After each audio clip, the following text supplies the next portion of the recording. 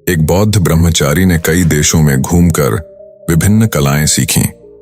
एक देश में उसने एक व्यक्ति से बाण बनाने की कला सीखी। कुछ दिनों के बाद वह अन्य देश में गया। वहां उसने नौ निर्माण कलाएं सीखीं, क्योंकि वहां बहुतायत में जहाज बनाए जाते थे।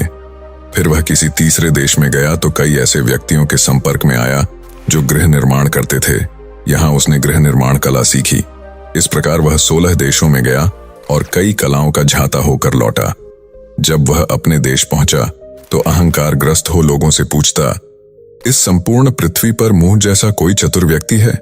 भगवान बुद्ध ने उस युवा ब्रह्मचारी से घमंड की ऐसी अति देखकर उसे एक उच्चतर कला सिखानी चाहिए।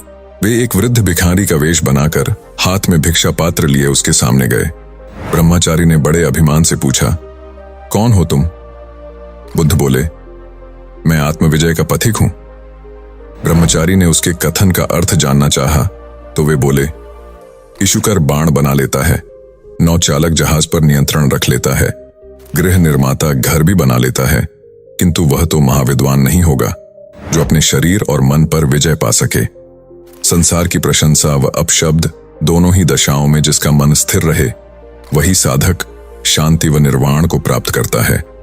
गौतम बुद्ध की इन बातों को सुनकर ब्रह्मचारी को अपनी भूल का एहसास हुआ। वस्तुतः अहंकार का त्याग ही ईश उपलब्धि का द्वार है। इसलिए ईश्वर की प्राप्ति के इच्छुक भक्त को अहंकार से सर्वथा मुक्त रहना चाहिए।